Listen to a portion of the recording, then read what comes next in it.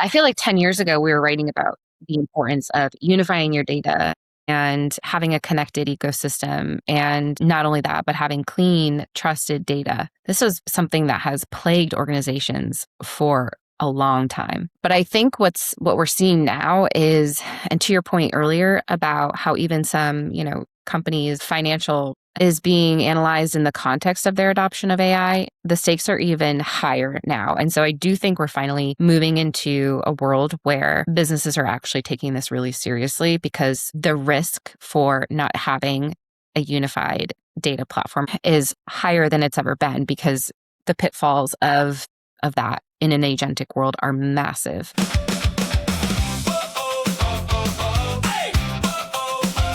Welcome to the table, steam on the glass. Market moves fast, but we talk it out. From cards to clicks, from mass to scale, every trend that breaks, we pull it apart. Morning in the feed, ideas in the cup. Old rules shaking, new ways showing up. Coffee and commerce, Caleb and Kayla, keep it moving. Coffee and commerce, from first sip to future, we're brewing. Well, welcome back to Coffee and Commerce. I am here with, of course, my coffee. And even more importantly, I'm here with Kayla because she always brings the goods. But before we get to the goods, I do have some new coffee, Kayla. I don't know. Oh, good. I don't know what you're drinking, but I am drinking a coffee called Bird Rock. It's roasted in California. I've never had it before, but it's pretty good. I don't mind it. But this is also organic and certified organic, certified by 3 different bodies that apparently certify products as organic or food as organic. And of course, I've got my Yeti mug, so I'm good to go. I may or may not have been drinking coffee for the past 2 hours. No, I was not in a van down by the river. Yes, my son's name is Tommy, and he is a jokester. But we do live by a creek. It's not a river. It's a creek, and we don't own a van. I don't know. It's Friday, so we're going to make it work. It's great. Well, it sounds like a lovely cup of coffee, Caleb. I am sipping on water. I enjoyed my coffee earlier, just some cold brew from home. Not Dunkin' this time? Not Dunkin's, nope. What's your go-to cold brew for the house? Depends where we do our grocery shopping that week. We've gotten a little lazy on brewing our own coffee, so we typically buy it already made. And so whatever is on sale at the grocery store, whether it's Publix or Harris Teeter, sometimes Costco. So not super picky, but Starbucks has a really great at home. They do have a good at home cold brew. I do like theirs. Yeah, they're good. And there's one called, I'm gonna get the name wrong. There's a few different options out there, but they're all pretty good. So yeah, Stoke is good. I like Stoke. Yep. I don't know. And then, but there's like this company called Breezy, which I don't know if you've heard of that before, but Publix does carry that because there's a Publix in Florida. And so whenever we go to Florida, we used to go for like a month, and we would get they always have Breezy or Stoke, and Breezy was the one that was always on sale. So we get 2 of those. Well, they have a concentrated version too. White bottle, right? Yeah. Those just hit my local Publix. Those are really good. Yeah, they're tasty. Yeah, those are good. Especially for you Southerners. You need your cold brew coffee. We're going. The heat's died down a bit. We're down to like the mid 80s. So I mean, you probably should get out your Ugg boots, your Canada Goose jacket. You should probably throw on a North Face. I mean, you should layer up. I'm going to embarrass myself by saying this, but once it hits below 70, that's like, okay. The heat is that fall for you? The heat may or may not come back on in the house. Oh my God, you're turning the heat on at 70. It's bad. Your perception of cold changes the further south you go. All right. Okay. It's Friday. You have come out with a lot of data recently. I don't know how you do it because you're also in customer presentations. So kudos to you. Kayla must have an AI agent that's working on her behalf. She's probably not telling everybody about. Give up my secrets. No. We have a really great team actually that helped us with State of Commerce, the Salesforce research team. And they were super instrumental in getting this published and out into market this week. So definitely could not have done it without them. So tell us about State of Commerce Report, because that's the latest one that you guys just released. State of Commerce Report, ton of great data in there. There's a ton of chapters in there too. What is what's the overarching takeaway that you would say that if people want to wet their whistle on State of Commerce, Yeah. how would they do that? So we've done this a number of times. I believe this is our fourth edition of the report. And this year, we really took a lens on how commerce organizations are approaching AI and agentic technology. And what makes the state of commerce a bit different than what we normally put out is most of our research is focused on the consumer and what the consumer is doing. We don't often talk to or research the commerce executive. So what's really cool about the state of commerce is it actually dives into what is on the mind of commerce organizations across all industries. So not just retail. We also talk to not only B2C sellers, but B2B sellers as well. And it gives us a really good understanding of what businesses, what commerce organizations across the spectrum, the challenges they're facing, how they're feeling about all of the technology shifts happening today, what they're prioritizing, how they're measuring things. So it's really interesting. And then in the context of the consumer behavior for retail executives, obviously the number one factor that's playing across every organization right now is the impact of AI.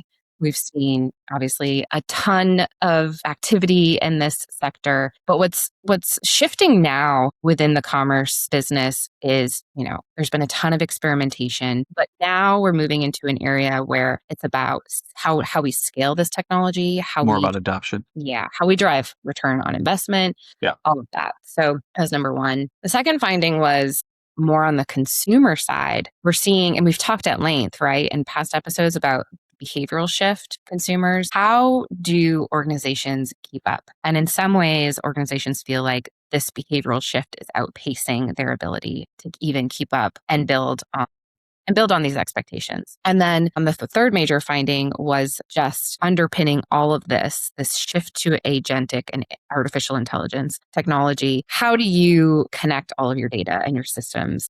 Because that ultimately is what is going to help you get ahead and build on these experiences. So those are really the main takeaways, the reality that business leaders are facing today. So for moving from testing to scalable adoption of AI, what are some of the areas that you're seeing, both in terms of, you could take it in terms of barriers, you could also take it in terms of like, hey, this is our greatest opportunity for adopting AI. Is it a key surface area? Is it an area of the business, accelerate efficiency? What is it? Yeah, the top 2 or 3 areas where we're seeing businesses are saying they're seeing the most opportunity and the most impact is the first, the customer service and satisfaction, overall customer satisfaction, the experience led AI components, that they're seeing major improvement the most in that sector. The second is the ability to deliver personalization, which is a consistent theme across commerce for the last 10 or so years. And the third is being able to just develop more quickly and build more quickly. And we see that, commerce is not the only organization or part of the organization that is experiencing that and the impact of AI initiatives. So those are really the top 3 most visible impacts that executives say they're feeling today. And you interviewed not just retailers. I mean, you interviewed executives that designate more as B2B commerce leaders and also B2C commerce leaders. And, the data is quite interesting in terms of like areas of major improvement for B2C are using AI agents to support. And some of those areas, B2B actually was like the market leader in adoption, and surprisingly so. But I'll let you share the goods. But like just how much B2B is adopting AI. It's not just a B2C play. No, We think it is, but it's not, is it? no. And, it's interesting. It's not B2C, but it's not just B2C, but the way the application is very different depending if you're B2B or B2C. So on the B2C side, we see more customer facing use cases. So Yeah. shopper agents, customer service, those types of functions. Whereas for B2B, it's more on the operational side. So merchandising, optimization, replenishment purchasing, order routing, those more operational components to the sales cycle where they're automating and they're seeing a ton of improvements and on their side of it. 100%.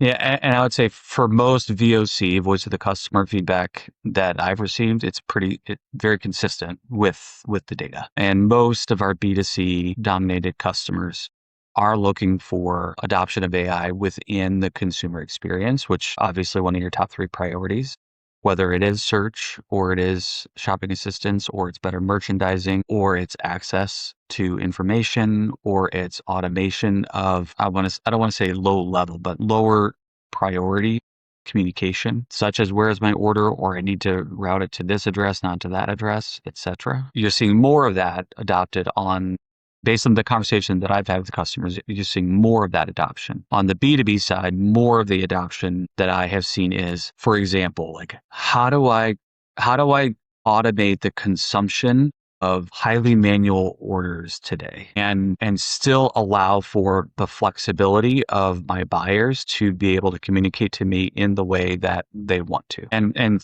one example.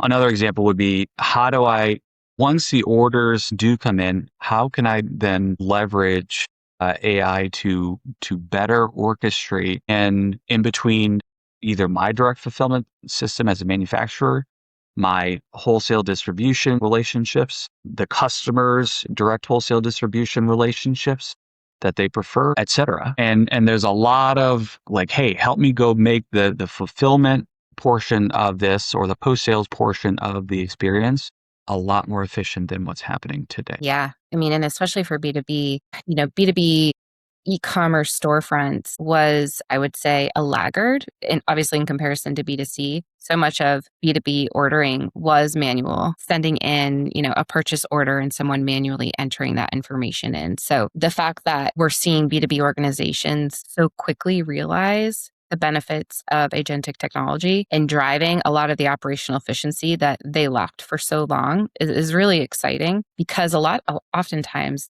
these ordering processes are very complex, and there is still so much of a manual component to get from purchasing, fulfillment, shipping, all of the logistics of it. And it's the fact that we're seeing this innovation and improvement take place relatively quickly is super exciting. Oh, and I think it lends itself into your third priority, which is really connecting the systems by which the data gets piped through from consumer or buyer throughout the customer order lifecycle. And so, yes, enabling the customer buyer experience with agentic capabilities, yes, to making the post-sales process more efficient and more intelligent. But you need to be able to leverage, scalable pipelines within your business.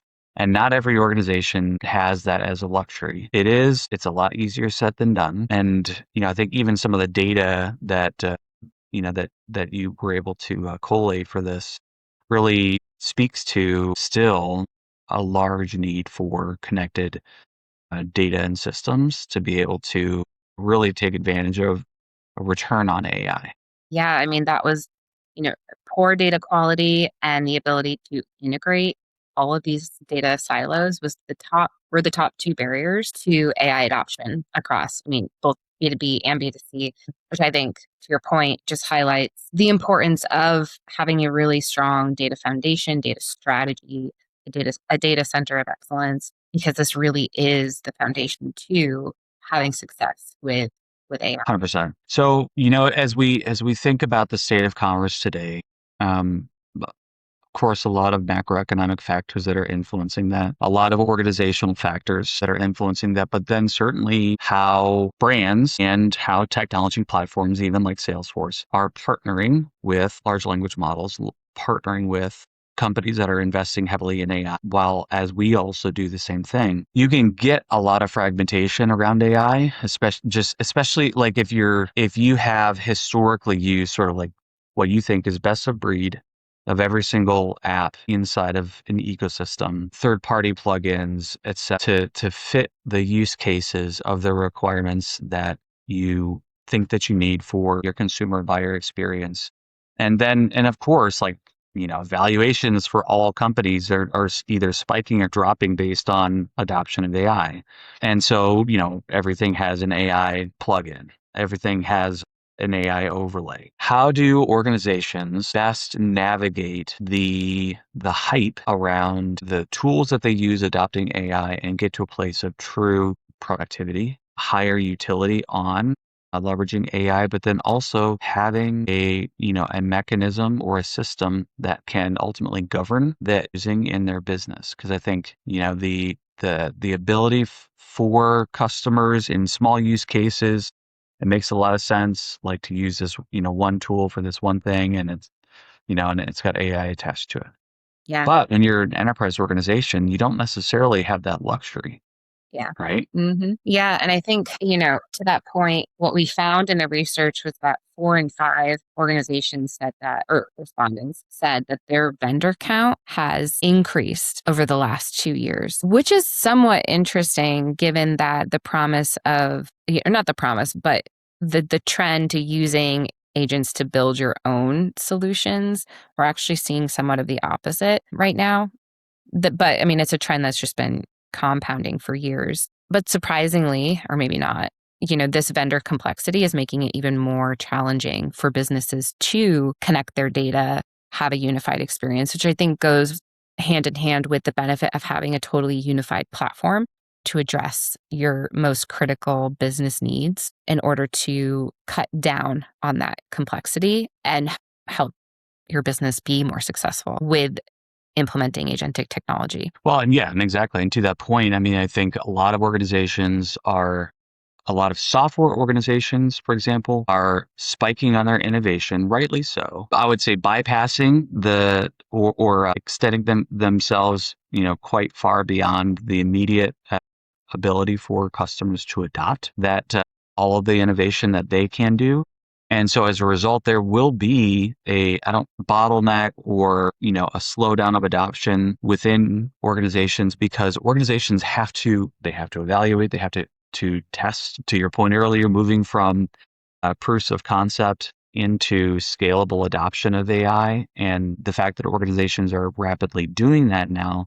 But having said that, the pace of innovation in it is moving very, very fast. And it feels like everybody's trying to keep up. It feels like, software companies, as an example, are, and, Salesforce included, are spiking on innovation. But then customers also are trying to figure out ways of sort of keeping up with consumer expectations, buyer expectations, competing in their industries.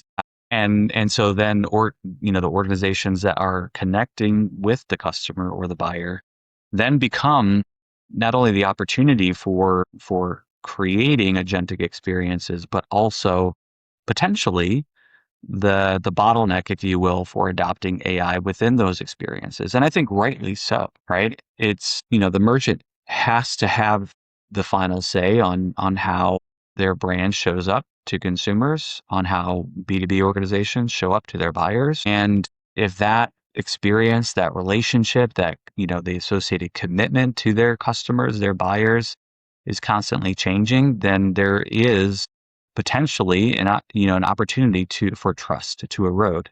And so I think there also is, while consumer and buyer behavior is shifting and evolving, there also is a need to ground ourselves in trust and transparency, even as we adopt it. Well, it's funny, Caleb, because I feel like we've been having these conversations before, agentic technology came to scene late 2022, early 2023. I feel like 10 years ago, we were writing about the importance of unifying your data and having a connected ecosystem. And not only that, but having clean, trusted data. This is something that has plagued organizations for a long time. But I think what we're seeing now is, and to your point earlier about how even some, companies, financial analysis is being analyzed in the context of their adoption of AI, the stakes are even higher now. And so I do think we're finally moving into a world where businesses are actually taking this really seriously, because the risk for not having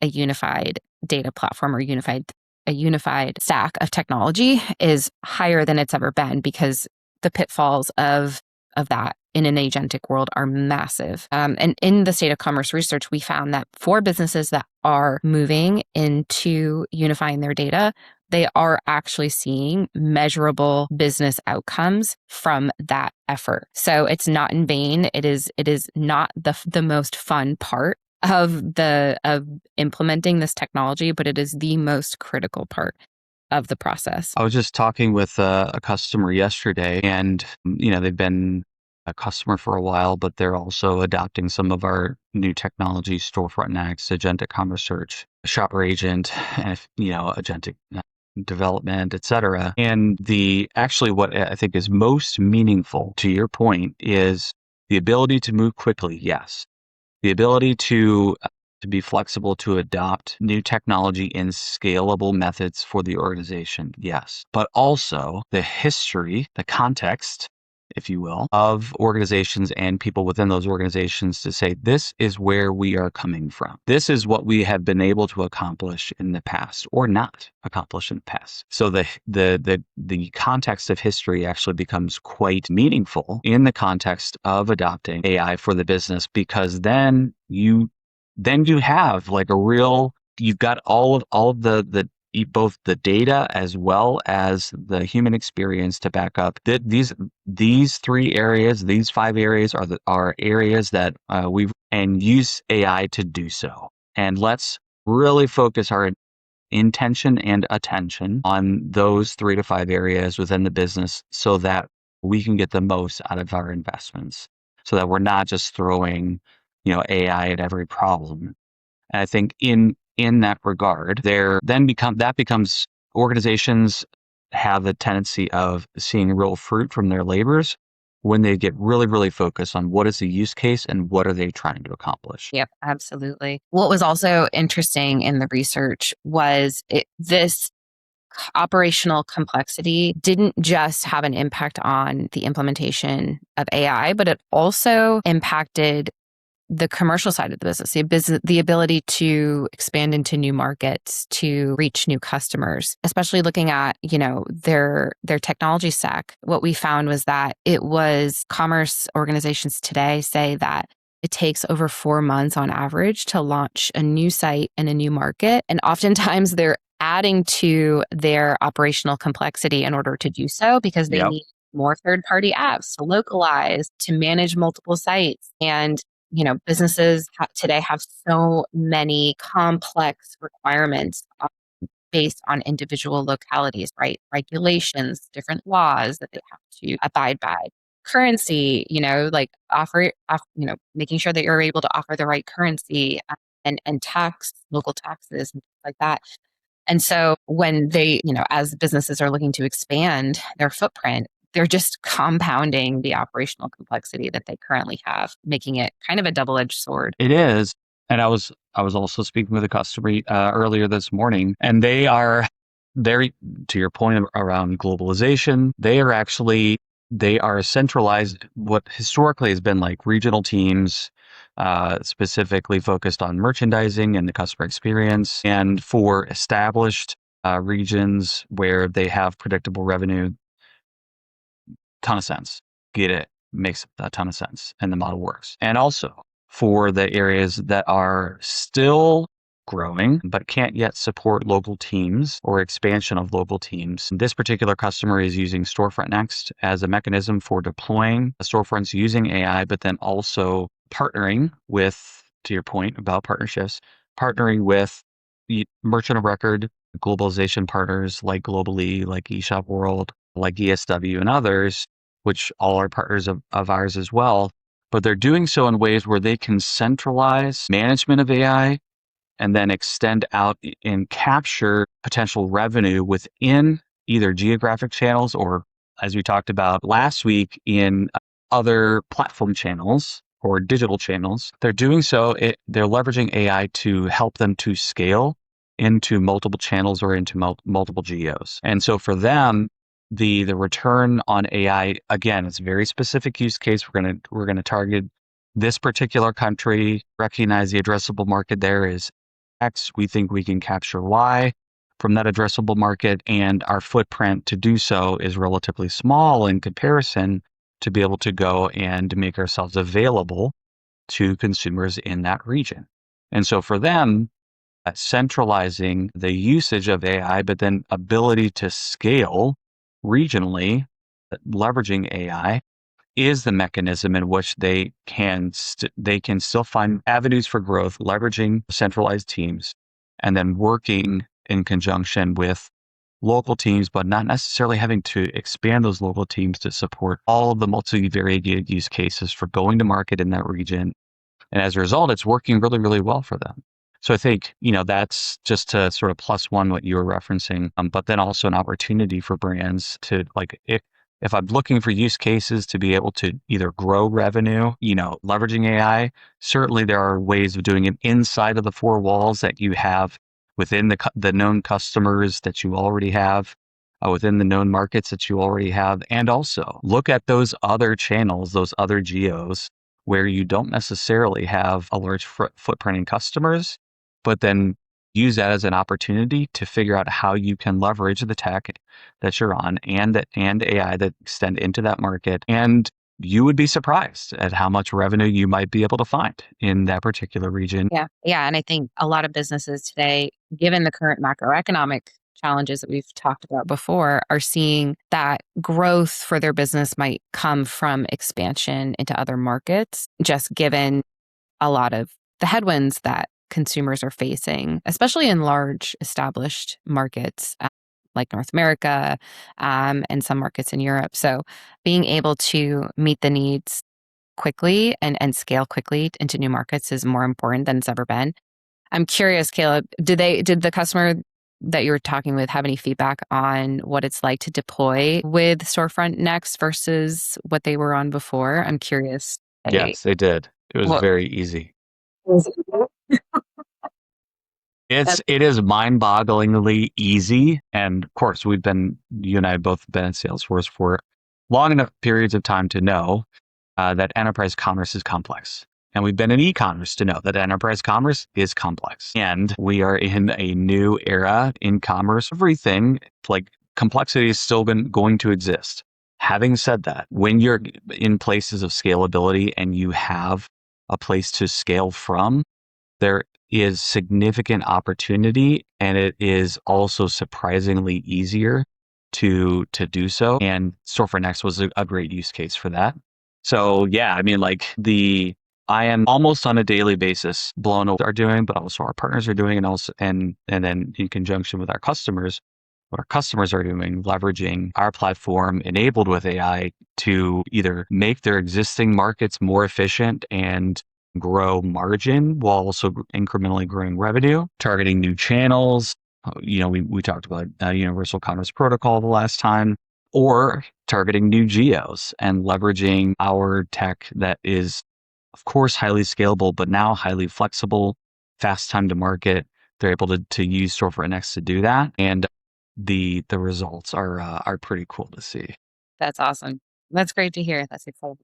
Yeah, I remember when it would take 6 to 9 months to launch a new storefront. I mean, in today's current world with AI and the advancements happening, I feel like that is just like we're never going to hear about that type of Dude, it's wild. again.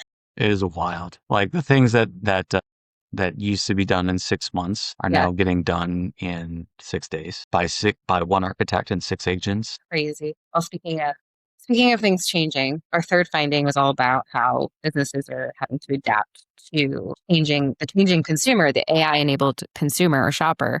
And we're not just B2C organizations are not just the only ones being impacted by that. We also see the B2B buyer being impacted by AI technology in the buying journey. And, when we launched our first State of Commerce report, one of the findings that we wrote about was that the B2C buying experience was changing B2B buyer expectations, kind of like the Amazon effect, right? And how the B2B buyer, especially as they got younger, felt like the buying experience should feel how they would if they were buying for themselves and their household on the B2B side. And so we saw a shift and a move to more self-service storefronts and things like that. But, as we see agentic technology shaping the B2C customer, we're also seeing it shape B2B customer expectations. So what businesses said, the squeeze that they feel right now on the B2C side, they're seeing more engagement from new channels. So traffic from general purpose LLMs, even social media agents. They're seeing consumers coming to site having done a lot more research off site in these channels, even coming to stores having done a lot more of that research. They're even researching with an agent while they're in the store. They're seeing a lot more use of natural language type of queries, even in the traditional search bar. So we're seeing a lot of that off-site behavior translating to on-site. But for the B2B side, B2B businesses say that they're feeling a lot more pressure to personalize, especially for things like pricing, having personalized catalogs, even recommendations. There's more of a demand for accurate and real-time pricing and product availability in those self-service channels. And speaking of self-service, they just want a lot more self-service capabilities. And so it's really interesting to see how and exciting to see how not only is this consumer behavior shifting the entire industry, but businesses are seeing that in real time and they're trying to catch up. Well, yeah, I mean, moving from like quote to cash, right? And the whole lead generation process, but also the quoting process, converting those quotes into baskets, convertible baskets into orders, building recurring orders off of those quotes. AI is sort of having a resurgence on that whole process, which still does, leverages a lot of machine learning in that cycle, but AI is really accelerating, sort of like minimizing the hops, if you will, or at least the consternation in the hops that most B2B buyers, will have historically felt. Right. And so, a lot of B2B organizations, to your point and to the report that you guys put out, it's what, 2/3 of B2B organizations, somewhere around in there, are experiencing, either moderate to major improvements on that process. And so as a result, like there are very, very real ways for B2B organizations to be able to take advantage of AI. And I've said this before, and I think you've said this before too, but because it's not, you're not trying to create a moment in time in which you are soliciting a response from a customer to say, oh, I need this thing, I'm going to go buy it. B2B organizations, they know what they need. They need to make purchases. They have to service their customers. They might have repair parts that need to get serviced. They might need to replace those parts. They'll have, warranty contracts attached to them. They know that they have forecasted consumption against, a myriad of parts that they are purchasing from you. And so as a result, all of that is much more predictable. And so, because it's more predictable, I think there is a greater opportunity for AI adoption within the B2B buying process and generating a higher level of return on that AI investment within B2B buying than even in B2C, even though B2C has a tendency of leading, as we all know, in terms of innovation adoption. And still, to your point, B2B organizations are catching up, and they're catching up fast, and they are using AI to be able to do that. So I know that we're probably up on time, but like if there's one takeaway that you could give organizations as they think about what their AI strategy is, they're moving from proof of concept into scalable adoption. They recognize that their data and their systems need to be streamlined. They recognize that there is an internal change management that has to occur within their people, their processes, and their technology. Wow, that's a really big question, Caleb. And that's what I'm known for. No.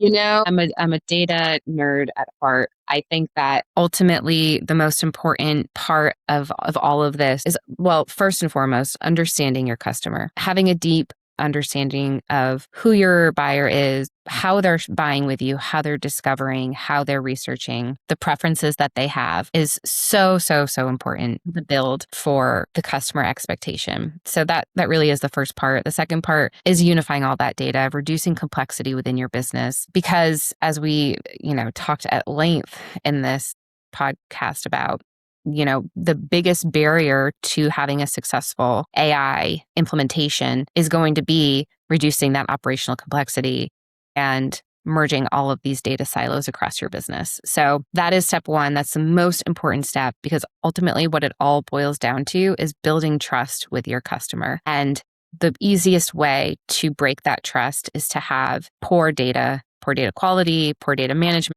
And so I really think that is going to be the most important piece of this puzzle, the first place that businesses will have to address. And once that is addressed, the world is their oyster. It's going to be, they're going to be able to build and deploy and realize ROI just faster than we've ever been able to see before. Kayla, as always, thank you so much for your time. You always bring a fresh perspective, and you also bring the data to back it up. I'm excited. We've been able to do a lot in a short period of time, and I can't wait for the next one. Me too, Caleb. As always, it's great to chat, and your wealth of knowledge and perspective, especially from our amazing customers and partners. So it's great to wow. Perspective, yes. Knowledge, the jury's out on. Until next time. We'll see ya. Bye.